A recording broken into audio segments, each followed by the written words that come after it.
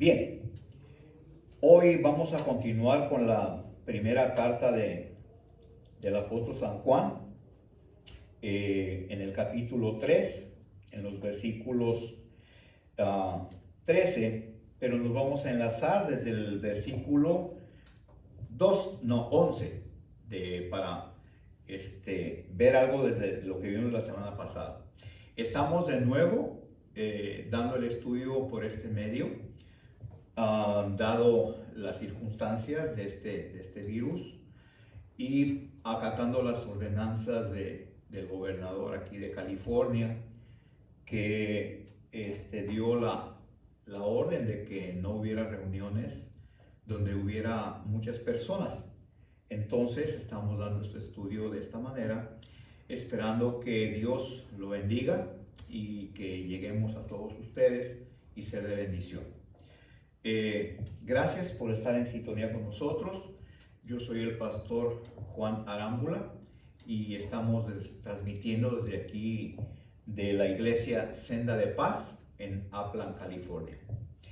Si después del estudio alguien tiene alguna duda, pregunta, puede llamarnos con toda confianza. Mi teléfono es 951-662-2859. Estamos para servirles y responder cualquier duda o algo que no les quedó claro. Pueden llamar con toda confianza. Nadie se va a molestar. Bien, como les dije, es la segunda sesión que damos de este estudio por este medio y la semana pasada llegamos hasta el versículo 12 del capítulo 3 de la primera carta de San Juan. Ahora vamos a comenzar del versículo 13 para adelante, pero vamos a enlazarnos desde el versículo 11 que vimos la semana pasada para continuar. Dice pues el versículo 11 del capítulo 3 de la primera carta de San Juan. Porque este es el mensaje que habéis oído desde el principio, que nos amemos unos a otros. Bueno, como ya dijimos la semana pasada, Juan es el discípulo amado, es el discípulo por medio de quien Dios nos manda amarnos unos a los otros. Es el discípulo por medio de quien Dios habla mucho del amor a Dios y del amor entre nosotros, al prójimo. Dice el verso 12, bueno, dice que nos amemos. Y dice el verso 12 que no seamos como Caín. Dice que era del maligno y mató a su hermano. ¿Y por qué causa le mató? Porque sus obras eran malas y las de su hermano justas. Ok. Dice que debemos amar y no ser como Caín, que mató a su hermano. ¿Por qué le mató? Porque era malo. Bien, quiero hablar algo de lo que no hablé la semana pasada, que llegamos hasta este versículo. Yo les dije la semana pasada que a pesar de que el apóstol Juan dice que debemos amarnos unos a otros y que debemos amar a Dios y todo eso, yo les dije que no podemos dar cumplimiento a ese mandato porque si no sabemos perdonar. Él nos manda a amar, pero el perdón está en medio. Si no perdonamos, no podemos amar. Es como un aislante. De eso está hablando aquí, que debemos amar no como Caín. Voy a hablar un poquito de Caín. Caín y Abel eran hermanos, los primeros hijos de Adán y Eva. Y estos muchachos, al pasar el tiempo, llevaron cada uno su ofrenda delante de Dios. Y Dios vio con agrado la ofrenda de Abel, pero no vio con tanto agrado la de Caín, porque Dios veía lo que viene en el corazón de cada uno. Por tanto, Caín se sintió mal contra Dios y contra su hermano Abel. Y a pesar de que Dios trató de evangelizar a Caín, lo podemos ver ahí en Génesis 3, en Génesis 4, en los versículos del 4 al 8. A pesar de que Dios trató de evangelizar a Caín, ustedes pueden verlo, Caín no pudo pasar su raíz de amargura y siguió en él su malestar, su envidia y su malestar hacia su hermano y lo mató. No pudo él perdonar a su hermano, no pudo con esa raíz de amargura y lo mató. Por eso dice aquí el verso 12, que no seamos como Caín, que era del maligno y que mató a su hermano y le mató porque no pudo perdonar. No pudo con su raíz de amargura, esa sensación que le causó el que Dios haya visto con mejor la ofrenda de Abel y lo mató. Entonces, continuamos en el verso 13, desde donde vamos a continuar hoy, y dice: hermanos míos, no os extrañéis si el mundo os aborrece. Dice Juan: hermanos míos, no os extrañéis si el mundo los aborrece. Notemos que está diciendo hermanos míos. Está haciendo una distinción de un grupo que es su hermano y otro grupo que no es su hermano. El mundo está dividido en dos grupos: los que somos hermanos en Cristo y los que no somos hermanos. Los que somos hermanos somos los que hemos recibido a Cristo en nuestro corazón como nuestro Señor y Salvador. Y los que Juan dice aquí, dice: hermanos míos, no os extrañéis si el mundo os aborrece.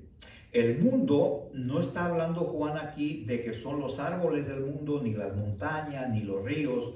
Juan se está expresando, se está dirigiendo a las personas, pero las que no son sus hermanos. Por eso dice: hermanos míos, dice, no os extrañéis si el mundo los aborrece. Por eso les decía dos grupos.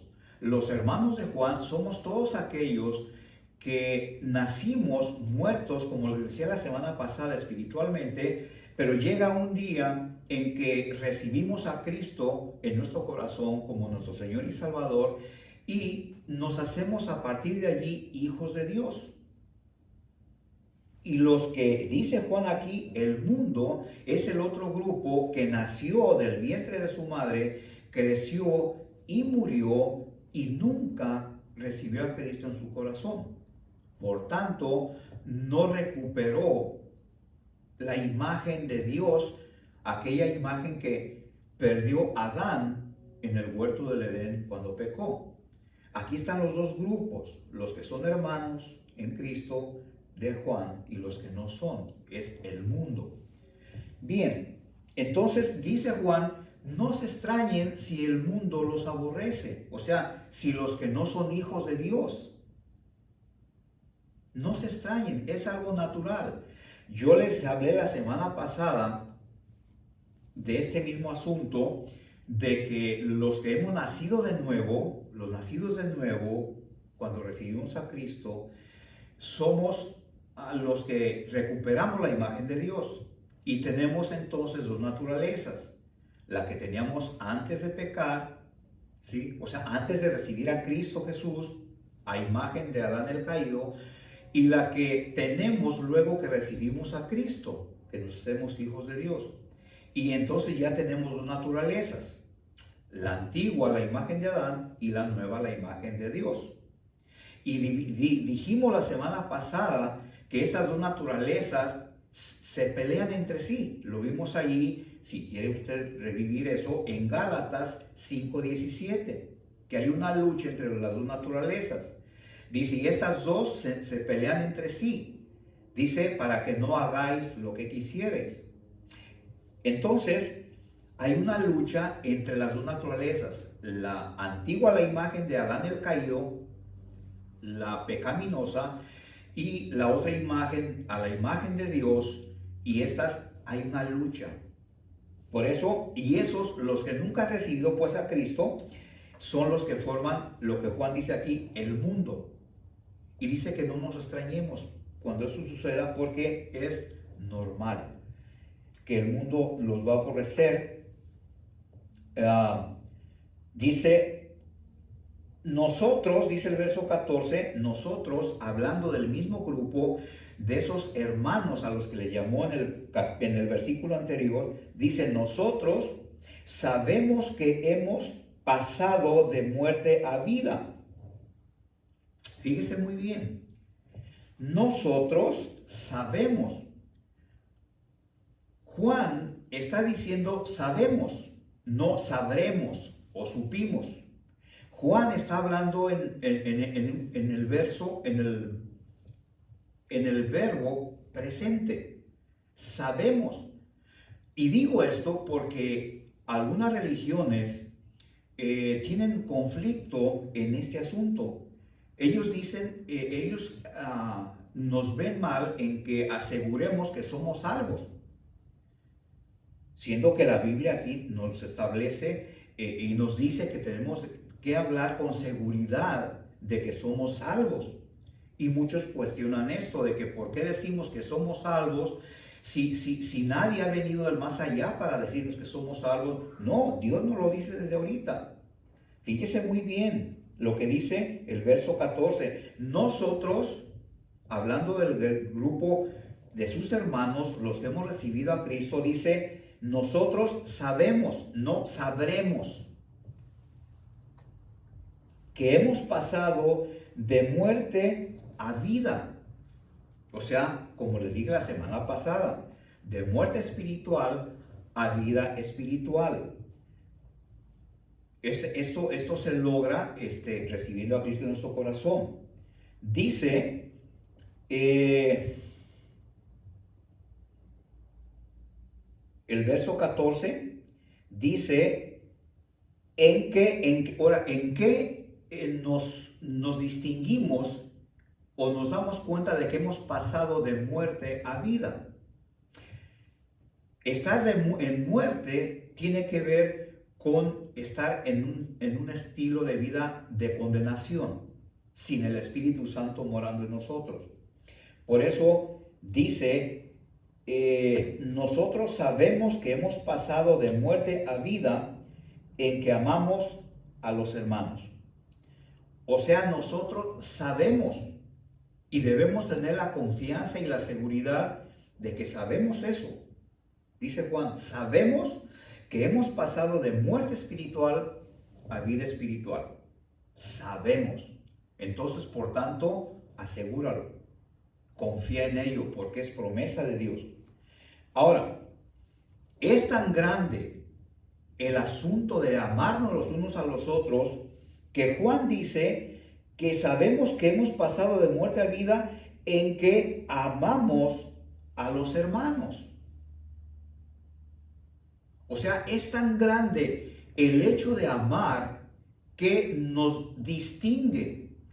Es como un distintivo que tenemos nosotros, los que hemos nacido de nuevo, en que el amor a los hermanos nos distingue que hemos pasado de muerte a vida, de que somos salvos, de que somos hijos de Dios. Fíjense lo fuerte que Juan se expresa de el hecho de amar. Ahora, está hablando de hermanos. Dice, nosotros, según el verso anterior, dice hermanos en Cristo. Y digo esto porque habemos muchos en las iglesias en que no nos amamos, ni siquiera entre hermanos en Cristo. Y esto es grave. Y muchos no le damos la importancia que esto conlleva. El hecho de ser hijos de Dios tiene que ver con amarnos también. Es un distintivo.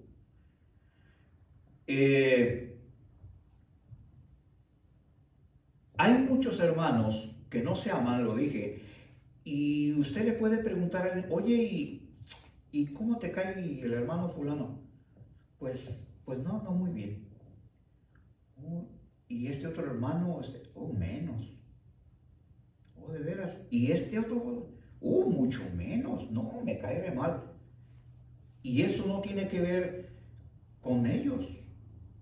Si bien algunos no nos damos a querer mucho, pero muchas veces no es el hecho de lo que ellos hacen, sino de lo que hay en mí. Yo debo amar de una manera incondicional, sí, porque debo amar con el amor de Dios, no con mi amor. Porque yo no puedo amar sin el amor de Dios. Ahora, es que el amor de Dios no es una opción. Yo lo invito a que vayamos al Evangelio de Juan. Estamos en la primera carta de Juan. Ahora vamos al Evangelio de Juan para que vea que esto no es una opción, sino es un mandamiento. Vamos al Evangelio de Juan en el capítulo 13 y versos 34 y 35. Vamos al Evangelio de Juan 13, 34 y 35. Y vamos a ver lo que dice Dios.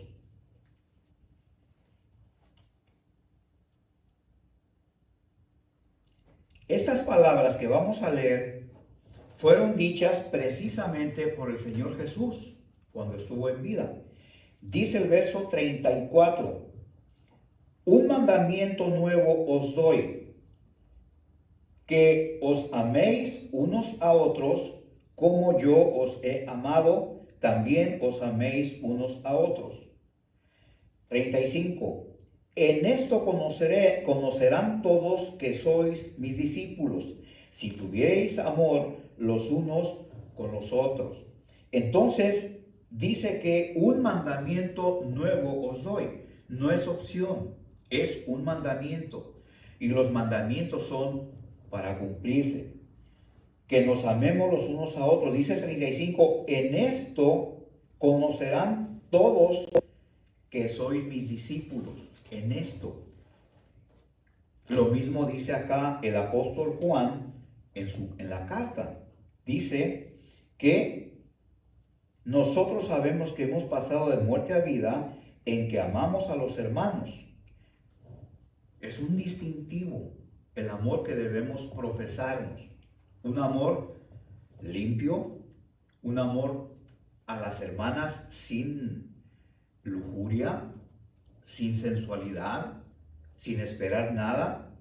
Si es a los hermanos, si hacemos un favor, sin esperar retribución de ello, o sea, un amor de Dios. En esto conocerán todos que sois mis discípulos, si tuvierais amor los unos con los otros. Ahora, termina el mismo versículo 14 diciendo, el que no ama a su hermano, permanece en muerte. Fíjese bien la otra cara del amar y el no amar. El que no ama a su hermano, permanece en muerte. Dando a entender que el amor te da un distintivo de estar en muerte o en vida. Hablando en lo espiritual. Esto es como para que reflexionemos cómo está nuestro corazón. Si sabemos amar o nomás amamos al que me ama o al que puedo amar o al que se da a querer, y eso no dice la Biblia. Tenemos que buscar el modo. Ahora, ¿es fácil esto? Claro que no. Yo no digo que sea fácil. Y quien te enseñe que esto es fácil, te miente. Te miente. Yo no te digo que es fácil. Pero que se puede, se puede. El asunto es cuánto nos entrenamos a esto. Hay un dicho por allá en mi pueblo que dice que la práctica hace al maestro. Entonces, Yo después de esta enseñanza, lo que te digo es, practica, entrénate en esto. Y te repito, el amor es la llave que abre casi todas las puertas. Ok, 15. Dice, todo aquel que aborrece a su hermano es homicida, y sabéis que ningún homicida tiene vida eterna permanente en él. Ok, ¿qué es homicida? Vamos a ver lo que dice Dios acerca de los homicidas. Vamos a amparar que estamos hablando en el Evangelio de Juan, en el capítulo 8, versículo 44, para saber a quién se refiere la Biblia cuando se habla de un homicida. Dice Juan 8:44, vosotros sois de vuestro padre el diablo, y los deseos de vuestro padre queréis hacer. Él ha sido homicida desde el principio y no permanece en la verdad, porque no hay verdad en él. Pues cuando habla mentira, de suyo habla, porque es mentiroso y padre de mentira. Entonces, aquí se está refiriendo el Señor Jesús al homicida como el diablo. Homicida es el que asesina, el que mata. Y se refiere aquí el Señor Jesús a que Satanás es homicida porque dice, él ha sido homicida desde el principio. Y se está refiriendo a que fue homicida desde el principio de la raza humana. Satanás mató espiritualmente a Adán y a Eva. Por eso le llama homicida desde el principio. Y lo llama también mentiroso y padre de mentira. Por eso dice aquí nuestro versículo 15, todo aquel que aborrece a su hermano es homicida. Dice, y sabéis que ningún homicida tiene vida eterna permanente en él. Para el homicida no hay vida eterna. 16. Dice, en esto hemos conocido el amor, en que Él puso su vida por nosotros. También nosotros debemos poner nuestras vidas por los hermanos. Ok. En esto hemos conocido el amor. En esto. ¿En qué? Lo que sigue. En que Él puso su vida por nosotros. Él puso su vida por nosotros. Hablando del Señor Jesús, que fue a la cruz a morir a una muerte tan dolorosa, tan cruel, sin tener por qué. Por eso dice que en esto conocimos el amor. En esa expresión de amor que el Señor hizo al ir a morir sin tener por qué en la cruz por nuestros pecados. Dice que Él puso su vida por nosotros. Es la máxima expresión que conocemos del amor, el dar la vida por los otros. Entonces, dice que también nosotros debemos poner nuestras vidas por los hermanos. Ahora, no tiene que ver con que nosotros vayamos a la muerte por alguien, de que si alguien comete un delito y es sentenciado a un juicio o a pena de muerte donde se practica esta ley, que no digamos, señor juez, déjeme morir a mí por el acusado, sino que moramos por él. No tiene que ver con eso.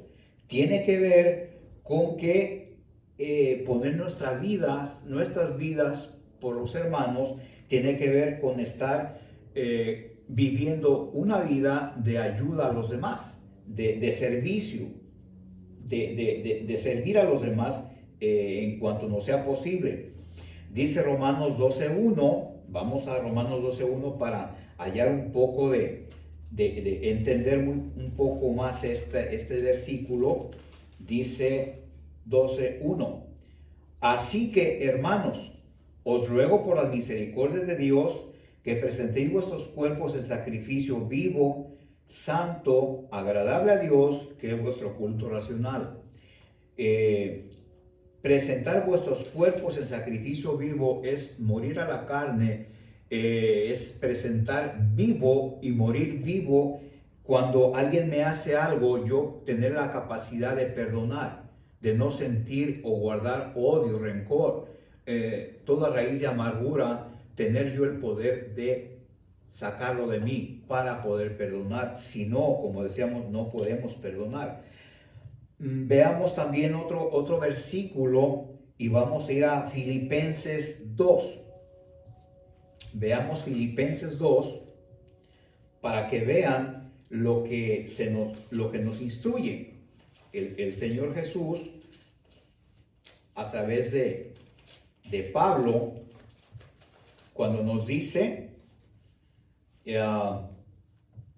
Filipenses 2 del 3 al 5, dice: nada hagáis por contienda o por vanagloria, antes bien con humildad, estimando cada uno a los demás como superiores a él mismo, no mirando cada uno por lo suyo propio, sino cada cual también por lo de los otros. Haya pues en vosotros este sentir que hubo también en Cristo Jesús.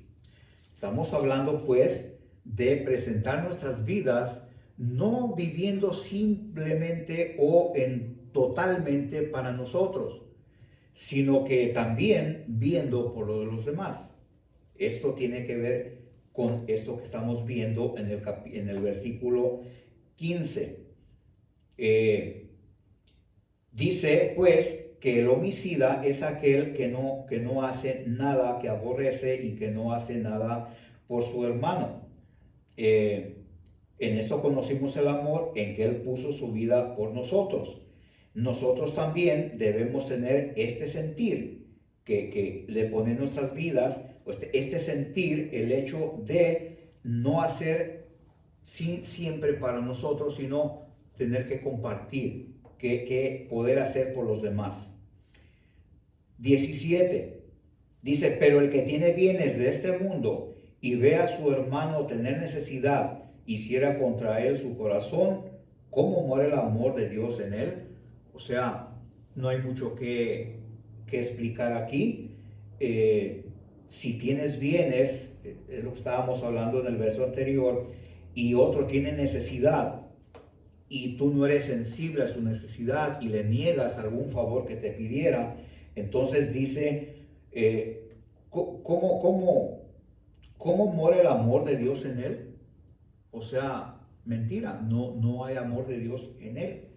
Hijitos míos, no amemos de palabra ni de lengua, sino de hecho y en verdad. O sea, no digamos que somos buenos, no digamos que tenemos el amor de Dios, sino que lo manifestemos, lo pongamos en acción. Y no solamente digamos, sino no de lengua, dice Juan, sino ejerciéndolo, el amor. Dice la sabiduría de mi suegra, hechos son amores. Entonces, pues ahí está. Verso 19. Y en esto conocemos que somos de la verdad, o sea, bíblicos, y que estamos obedientes a la palabra de Dios. Dice: y aseguraremos nuestros corazones delante de Él. Si hacemos todo lo anterior, si somos obedientes, si guardamos la palabra de Dios en nosotros, dice que aseguraremos nuestros corazones delante de Él. Nuestro corazón estará respaldado, protegido delante de Él. 20. Pues si nuestro corazón nos reprende, mayor que nuestro corazón es Dios, y Él sabe todas las cosas. Entonces Dios, si está respaldado nuestro corazón en Dios, y aunque nuestro corazón nos reprendiera, o sea, nos diera algún remordimiento, mayor que esto es Dios. Dice: amados, si nuestro corazón no nos reprende, confianza tenemos en Dios. Y 22. Cualquiera cosa que pidiéramos, la recibiremos Fíjese bien otra vez. Y cualquier cosa que pidiéramos, la recibiremos de Él, porque guardamos sus mandamientos. No dice que muchas cosas o algunas. Dice cualquier cosa que pidiéramos, la recibiremos de Él, porque guardamos sus mandamientos. ¿Cómo va a suceder esto? Y cualquier cosa que pidieras, la recibirás. Dice, la clave es sencilla, porque guardamos sus mandamientos. Guardar sus mandamientos no tiene que ver con que usted guarde allí en un baúl con llave la palabra de Dios, lo que usted sabe de Dios. Tiene que ver con que usted la tenga a flor de mente y la ponga en práctica en su diario vivir. Tiene una vida de santidad, tiene una vida en obediencia. En este caso, usted va a pedir por su esposa, por sus hijos, por su trabajo, sus finanzas, X, por su salud, la de su familia, y dice que se le va a conceder. Dios es el Todopoderoso. No se imagine usted que tiene un Dios chiquito de llavero. Tiene un Dios que hizo el universo entero. El que lo hizo usted. El que sabe todo de usted. Cuántas células tiene, cómo está su sangre. Sabe todo de usted. Todo. Él lo puede curar porque Él lo hizo. Si un relojero fabrica un reloj pieza por pieza y cuando falla, Él sabe cómo reparar el reloj. Así que si Dios lo hizo a usted, Él sabe qué necesidades tiene usted y cómo repararlas. 23. Y este es su mandamiento, que creamos en el nombre de su Hijo Jesucristo y nos amemos unos a otros como nos lo ha mandado. Otra vez. Y este es su mandamiento. 2 puntos. O sea, lo que sigue de ahí. Este es su mandamiento. Que creamos que en el nombre de su Hijo Jesucristo y nos amemos unos a otros como nos lo ha mandado. Como ya vimos en una cita bíblica que vimos, es un mandamiento al amor de Dios. Un mandamiento nuevo os doy, que os améis los unos a los otros. Entonces es un mandamiento y que creamos en el nombre del Hijo de Dios, en Cristo, porque en ningún otro hay salvación, dice él mismo, en la misma Biblia, sino en Cristo Jesús. 24 y último, dice, y el que guarda sus mandamientos permanece en Dios y Dios en él. Y en esto sabemos que Él permanece en nosotros por el Espíritu que nos ha dado. Esto es muy fuerte, hermanos, es muy grande. Observemos y tratemos de comprender este versículo. 24 y último, dice, y el que guarda sus mandamientos, repito, el que los guarda no es aquel que los conoce, los aprende y va y los encierra. No, sino que los pone, guardarlos, tiene que ver con tenerlos a flor de mente, dijimos, y estarlos usando cotidianamente, en cada día, que en cada ocasión que es propicio usarlos, utilizarlos. Dice, y el que guarda sus mandamientos permanece en Dios. Imagínese la grandeza de esto. Esto es un versículo que tiene promesa. Si usted guarda y usa, activa estos mandamientos, dice, permanece en Dios. Usted permanece en un ser que usted ni se imagina la grandeza que tiene, el que hizo el universo entero. Dice, permanece en Dios y Dios en él. Dios permanece en usted. Usted va a tener el poder de llevar la palabra de Dios, de compartirla, va a tener poder de Dios en usted para hacer tantas cosas que usted ni se imagina. Sobre todo de ser el rey y el sacerdote de su propia familia, que es su primer ministerio de todo creyente. Va a ser sabio para guiar a su esposa, a sus hijos, su nuera, a sus nietos. Va a tener el poder de Dios y la sabiduría de Dios. Por eso dice, y Dios en él. Y en esto sabemos que Él permanece en nosotros. En esto sabemos que Él permanece, o sea, en esto se nos comprueba por el Espíritu que nos ha dado. Vamos a comprobar esto. Vamos a ir allá a 1 Corintios 6:19 para ver que sí se nos dio ya el Espíritu Santo. No cuando se muera alguien y vaya al cielo va a recibir el Espíritu Santo. No, desde ahorita. Por eso les decía yo hace un rato que el que es salvo, Dios nos lo dice desde ahorita. Entonces, 1 Corintios 6:19 nos confirma esto. Miren.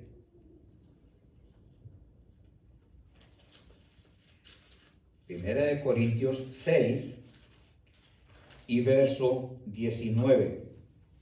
Dice, ¿o ignoráis que vuestro cuerpo es templo del Espíritu Santo, el cual está en vosotros, el cual tenéis de Dios, y que no sois vuestros? Lo invito a reflexionar en este versículo, en este privilegio que Dios nos dio, el ser depositarios, recipientes de su Espíritu, y nos lo ha mandado a morar dentro de nosotros. Por eso es lo que nos distingue del mundo del que hablaba Juan, en que somos hijos de Dios. Ese es el grupo que hablaba Juan, sus hermanos y los del mundo. Entonces, hermanos, hasta aquí vamos a llegar hoy y vamos a continuar la próxima semana en el capítulo 4 de la primera carta del apóstol San Juan. Dios les bendiga.